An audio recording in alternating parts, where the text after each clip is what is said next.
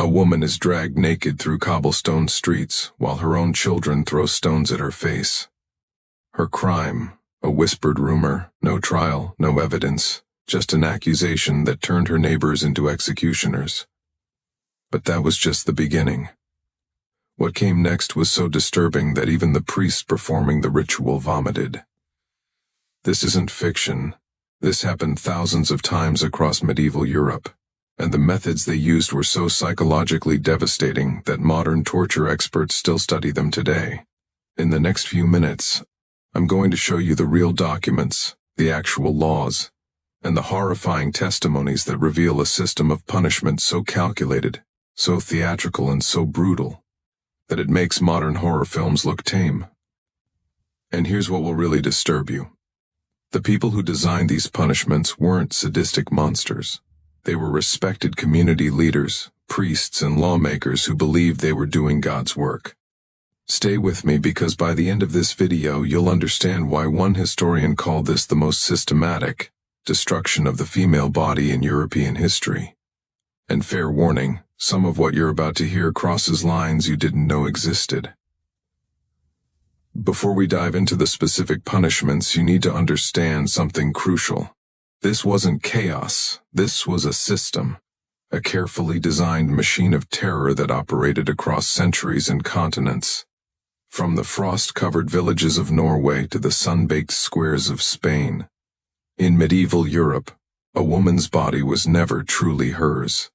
The moment she married, she became what legal scholars called Feme Covert, a woman covered by her husband's identity and legally considered his property. And like any property, damage to a Tito was a crime against the owner, not against her. An adulteress wasn't just breaking a marriage vow. She was committing theft. She was counterfeiting heirs. She was destroying a man's most valuable asset, his certainty about his bloodline. Think about the economics of this for a second. In a world without DNA tests, without birth certificates, the only way a man could be sure his children were actually his was through the absolute sexual control of his wife. Her infidelity didn't just wound his pride. It threatened to redirect his entire fortune to another man's bloodline. It could destroy alliances between families. It could invalidate treaties between kingdoms. So, the response had to be proportional to the perceived threat. And that's where it gets dark. Because these punishments weren't designed just to hurt one woman. They were designed to terrify thousands, to create such vivid, scarring spectacles that every woman in every village would carry the images in her mind like a brand. The cruelty was the point. The horror was the message. And here's the part that should disturb you most. The communities that carried out these punishments weren't filled with evil people. They were filled with ordinary people who had been conditioned to believe that this level of violence against women was not just acceptable but righteous, necessary, holy. Let's start with the punishment that was considered merciful. They called it the carting, or the penance walk. But those gentle terms hide something far more sinister. This was psychological warfare disguised as justice. And the first weapon in this war was the shaving. Imagine you're a woman in a 14th century German town. Before dawn, the BA and his men break into your home. They don't arrest you quietly. They make sure your children watch as they drag you to the town square where a rough wooden stool has been set up. A barber, sometimes the same man who shaved your husband for years, approaches with shears. But he's not here to give you a haircut. Historical records from Augsburg describe how they would deliberately make the shaving as ugly as possible. They'd leave patches, cut the scalp, make the woman look not just shaved, but diseased, monstrous. One account from 1487 describes a woman who begged them to at least make it even, and the crowd laughed. Her humiliation was their entertainment. But the shaving served a deeper purpose. In medieval symbolism, a woman's hair was her crown, her beauty, her feminine identity. Joan of Arc was accused of heresy partly for cutting her hair. For a married woman, her bound or covered hair was a symbol of her modesty and her marital status.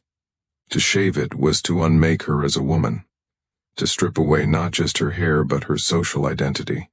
Then came the stripping, and this is where it gets especially calculated. In some regions, they'd leave her in a thin shift, basically a nightgown. In others, particularly in England and parts of France, the law explicitly required complete nudity. Why? Because female nudity in public wasn't just shameful, it was spiritually contaminating. It transformed her into a walking curse, something that polluted the very air around her. Now here's where the psychological torture really begins. She's not just paraded through any streets, she's marched past her own house, past the church where she was married, past the market where she bought food, past the homes of people she's known since childhood. And at each stop, the crowd grows. But here's the truly diabolical part. Participation wasn't optional. Town records from multiple cities show that citizens could be fined for refusing to witness these processions. Your neighbors, your friends, people you'd shared meals with. They were legally compelled to be there. And many went further than mere witnessing. Court documents describe how crowds would throw not just rotten vegetables, but stones, mud mixed with human waste, dead animals. A record from Tuss in 1342 describes a woman who lost an eye when someone threw a sharp bone. Another account mentions a pregnant woman who miscarried from the trauma. The authorities didn't intervene. This was working as intended. The procession could last hours. In larger cities, they'd take the longest possible route, sometimes parading the woman for 6 or 7 hours under the hot sun or in freezing rain. Some women collapsed. Some lost their minds right there in the street, screaming incoherently, which only added to the spectacle. And then came the final cruelty, the return home. She'd be released at her own doorstep, where she'd often find that her husband had already locked her out. Her children had been told not to speak to her. Sometimes her possessions would be piled in the street, already claimed by neighbors. But the punishment didn't end there. That's what makes this so psychologically devastating. A woman who underwent this ritual was marked for life. She couldn't remarry, couldn't get work, couldn't worship in the church without sitting in a special section reserved for public penitents. One chronicle from Paris describes a woman who 15 years after her penance walk was still recognized on the street and spat upon. This was social death by design and was considered the lenient option, because when an accusation lacked proof, the system had something far worse in store. Trial by ordeal. Even the name sounds medieval and barbaric to us now. But here's what you need to understand. To the people of medieval Europe, this wasn't barbarism. This was the ultimate form of justice. They genuinely believed that God would intervene to save the innocent and condemn the guilty, which makes what actually happened even more horrifying. The most common ordeal for accused adulteresses was trial by cold water, and the theology behind it reveals a kind of twisted genius. The water used wasn't just any water. It was blessed by a priest, sometimes taken directly from the baptismal font. The reasoning went like this. Since water was used in baptism to wash away sin and welcome people into God's grace, it would naturally reject a sinner. Pure water would not accept impure flesh. So, here's how it worked. Based on detailed records from dozens of trials across England, France, and Germany, the woman would be brought to a river, pond, or specially constructed pool, usually at dawn. The entire village would be required to attend. Again, compulsory witnessing. A priest would perform an elaborate ceremony, blessing the water, calling upon God to reveal his judgment. The woman would be stripped down to her shift. Then, and this is explicitly documented in legal codes like the Saxon Spiegel, she would be bound in a specific way. They'd tie her right thumb to her left big toe and her left thumb to her right big toe, curling her body into a position that made swimming impossible. Some regions added a rope around her waist. But here's the crucial detail. The rope wasn't for rescue, it was to retrieve the body afterward. She'd be thrown into the water or sometimes forced to jump herself while the crowd watched. Now, here's the horrifying physics of it. A human body's buoyancy depends on many factors: lung capacity, body fat percentage, the temperature of the water. A terrified woman taking rapid shallow breaths might initially float. And if she floated guilty, rejected by God's holy water, she'd be pulled out and immediately executed. Sometimes right there at the water's edge. But if she sank innocent, accepted by the water. Of course, a bound woman sinking in water can't swim, can't breathe. The historical records show incredible variation in how long officials would wait before pulling someone out. Some accounts suggest minutes. Others suggest they'd say a full prayer first, potentially 5 minutes or more. Here's a specific case from 1194 in England. A woman named Edith was accused by her husband's brother. She was subjected to trial by water. The chronicle says she sank like a stone and was pulled out nearly drowned. She was declared innocent. She was also brain damaged from oxygen deprivation and died 3 days later. The record notes that her husband was ordered to take her body for Christian burial as she had been proven innocent by God's judgment.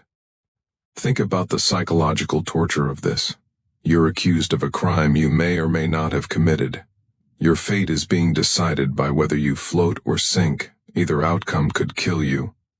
And you're supposed to believe that God is watching, judging, and will save you if you're innocent. Imagine the spiritual crisis. If you sink and drown, did God abandon you? If you float and are executed, did God condemn you? But trial by cold water wasn't the only ordeal. In some regions, they used trial by hot iron. The accused would have to carry a piece of red-hot iron for a specific number of paces, usually 9. Her hands would be bandaged, and after 3 days the bandages would be removed. If the burns were healing cleanly, she was innocent. If they showed signs of infection, which given medieval hygiene was almost inevitable, she was guilty. One record from the 12th century Bavaria describes a woman who begged to be allowed to confess rather than undergo the ordeal. She was told confession without trial would result in harsher punishment, mutilation instead of execution. She chose the iron. Her hands became so infected that they had to be amputated. She still died from sepsis a week later. The court declared her guilty based on the infection and denied her Christian burial. Here's the truly sick irony. These orals were even truly banned by the Catholic Church in 1215 at the Fourth Lateran Council. Not because they were cruel, but because the Church decided that making God perform miracles on command was theologically inappropriate. It was disrespectful to God. The suffering of the women wasn't the concern. The propriety of the ritual was. But even after the official ban, trial by ordeal continued in many regions for another century or more, sometimes rebranded as tests rather than religious rituals. The horror continued. The women drowned and everyone told themselves that justice was being served. And yet, as terrible as these punishments were, they could still result in death by accident or misfortune.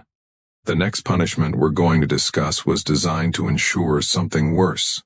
That you'd survive, but wish you hadn't. If you wanted to understand the medieval mind, you have to understand their obsession with permanent markers. In a world where people couldn't read, where documents were rare, where identity was visual, marking someone's body was the ultimate form of recording. And for adulteresses, the marking was designed to be unmistakable. The laws are shockingly explicit. The laws of King Cnut, which governed England and parts of Scandinavia in the early 11th century, state clearly, an adulteress shall have her nose and ears cut off, not as an alternative to other punishment, as the standard punishment. The law doesn't say may, it says shall. Let's walk through what this actually meant. Based on court records and chronicle accounts, here's how these mutilations were typically performed. The woman would be brought to a public square. Sometimes she'd be tied to a post, sometimes held down by multiple men. A blacksmith or barber would perform the cutting. These were the people with the sharpest blades and steadiest hands. No anesthetic, no alcohol to dull the pain. In fact, some regions explicitly forbade giving the woman anything to bite on because her screams were part of the spectacle.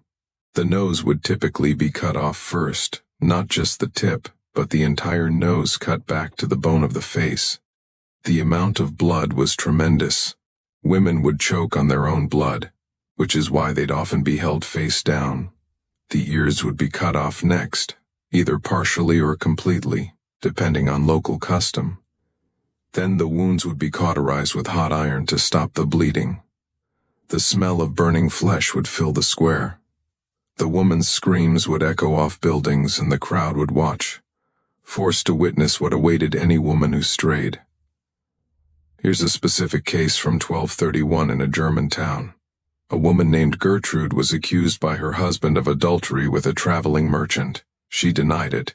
He had no proof except his suspicion and the testimony of one neighbor who claimed to have seen them speaking alone. Under local law, this was enough for conviction. Gertrude's nose and ears were cut off. The chronicle mentions almost as an aside that she had 3 children under the age of 7 who watched the mutilation. It notes that her youngest daughter couldn't cease crying for many days after Gertrude survived the immediate trauma. But here's what happened next. Her husband divorced her, which was automatically granted in cases of proven adultery. She had no way to support herself. Her face made her unemployable. No one would hire a mutilated woman. She couldn't beg effectively because her appearance scared people. Within 6 months, the same chronicle reports that she was found dead in a ditch outside town. The assumption was that she'd starved to death. No one was prosecuted. Her death was not legally anyone's responsibility. But the purpose of these mutilations went beyond punishing one woman. Every mutilated woman became a walking war. Ning, a piece of living propaganda that said, "This is what happens to women who betray their husbands." And because the mutilation was so distinctive, a missing nose and ears, everyone who saw these women knew exactly what their crime had been. There was no hiding it, no starting over in a new town. The punishment followed them everywhere until death. Some regions had variations. In parts of Italy, they'd brand women with hot irons, usually on the forehead or cheek. The brand would often be the letter A for adulterer. In France, some courts ordered the cutting of hair, followed by the slicing of tongues, particularly if the woman had protested her innocence too loudly. There's a medical reality here that makes this even more horrifying. Many women died from these mutilations, not immediately, but from infection in the days and weeks that followed. Medieval physicians had no concept of antiseptic technique. The wounds would become infected, fever would set in, and sepsis would kill them slowly and painfully. But legally, this wasn't considered an execution. The woman had been justly punished, and her subsequent death was God's judgment. And here's perhaps the most disturbing detail I found in my research. There are account books from several towns that show payments made to the executioner or barber who performed these mutilations. They were paid per procedure. In one town in Flanders, the rate was itemized, 3 shillings for a nose, 2 shillings per ear. There was a price list for destroying women's faces. But mutilation, as permanent and devastating as it was still a punishment for common women, for noble women, for women whose families had power and influence. The medieval legal system had devised something arguably worse, a punishment that would destroy you slowly in darkness and silence over years or even decades. In 1314, one of the greatest scandals in French royal history exploded into public view. It's known as the Tour de Nesle affair.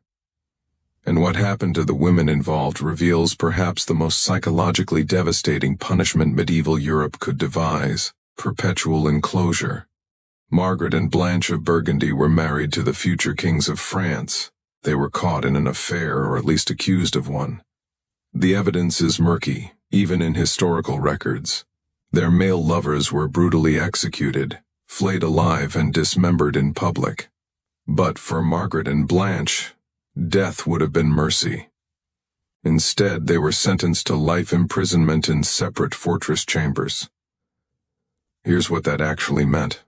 Based on architectural records and chronicles, Margaret was locked in the shadowy yard in a chamber specifically prepared for her imprisonment. The room was small, maybe 10 feet by 10 feet. The walls were thick stone. There was one narrow window too high to reach and too narrow for a body to pass through. The door was sealed with an iron lock, and a small opening at the bottom allowed for food to be passed through once a day. She was allowed no visitors, no letters, no news from the outside world.